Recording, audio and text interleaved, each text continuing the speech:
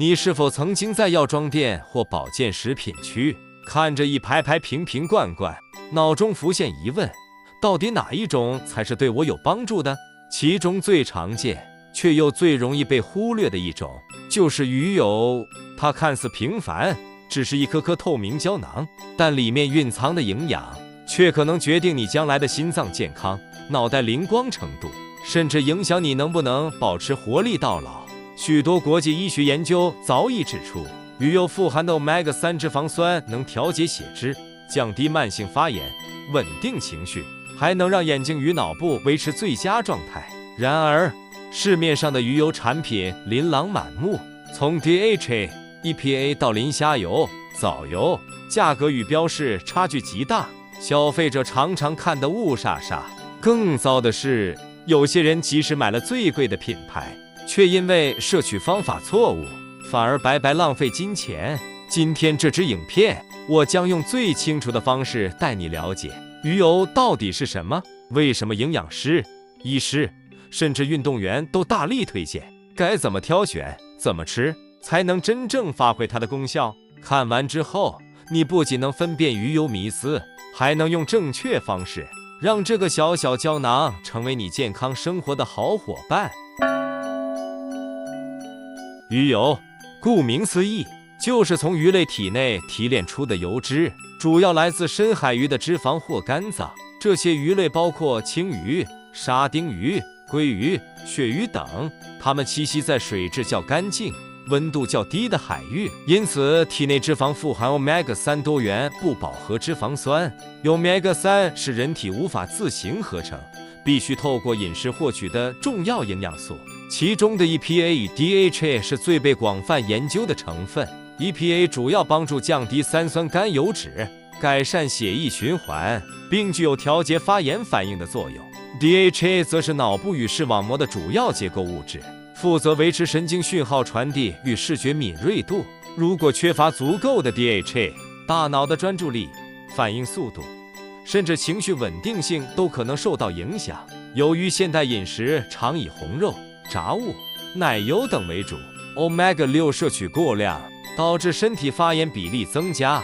因此，补充富含 EPA 与 DHA 的鱼油，就成了平衡脂肪酸比例、维持健康的重要手段。心血管疾病常年位居全球10大死因之一，而鱼油正是许多研究指出能协助降低风险的营养素之一。EPA 能帮助减少血液中三酸甘油酯浓度，还能让血小板不易聚集，减少血栓形成，对于预防动脉硬化与心肌梗塞具有一定帮助。美国心脏学会甚至建议，曾经发生心脏病的人可以在医师指导下补充适量鱼油，作为日常饮食的辅助。对血压偏高或胆固醇异常的人来说，鱼油也能协助改善血脂结构，让坏胆固醇不那么嚣张。同时，它的抗发炎特性可以降低血管壁发炎反应，使血液流动更顺畅。不过要强调的是，鱼油并非药物，不能取代降血压或降血脂药物，但与健康饮食、运动、规律作息结合时，它能提供额外的防护力。DHA 是脑部神经细胞膜与视网膜光感受器的重要组成物质，因此被称为脑黄金。对孕妇来说，补充足够 DHA 有助于胎儿脑部与视觉的正常发展。哺乳期妈妈摄取鱼油，也能透过母乳帮助宝宝获得 Omega-3。对学生与上班族来说， DHA 能让思考更敏捷，专注度提升，减少脑雾情况，而银发族补充 DHA 则能在一定程度上延缓记忆力衰退，降低失智风险。现代人每天长时间使用手机、电脑，常常觉得眼睛干涩或视觉疲劳。鱼油中的 Omega-3 也被证实能改善泪液分泌，舒缓干眼症状，保护黄斑部健康。对需要长时间用脑、用眼的人而言，鱼油就像润滑油，让脑袋与眼睛维持最佳运作。慢性发炎被视为许多现代疾病的隐形推手，从关节炎、代谢症候群到某些心脏病，几乎都与发炎息息相关。EPA 具有抑制发炎介质生成的特性，能减缓关节肿胀、僵硬与不适感。对于长期使用关节的人，如运动员、健身族群、需要搬重物或长时间打字的人，鱼油能提供软骨额外保护，减少磨损带来的酸痛。此外，某些研究也发现，鱼油对于类风湿性关节炎患者可能有辅助效果，能让疼痛与沉僵程度降低。除了关节，鱼油的抗发炎能力也能改善部分皮肤问题，例如干痒或轻微红疹。因为Omega-3能平衡皮肤油脂分泌，维持皮肤屏障稳定。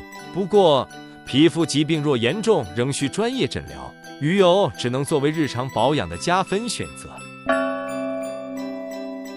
走进保健食品专区，你会发现鱼油产品种类繁多，价格差距从几百到上千元不等。